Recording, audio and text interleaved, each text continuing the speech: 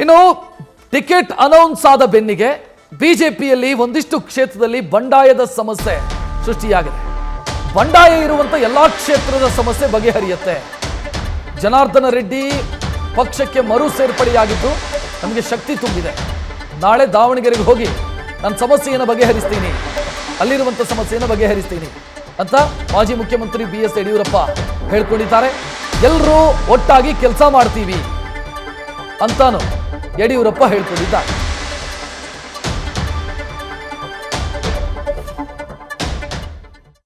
ಎಲ್ಲರೂ ಬಂದಿದ್ರು. ನಾಳೆ ನಾನು ದಾವಣಗೆರೆಗೆ ನಾನು ಅಗರ್ವಾಲ್ ರವಿಕುಮಾರ್ ಹೋಗ್ತಾ ಇದ್ದೀವಿ.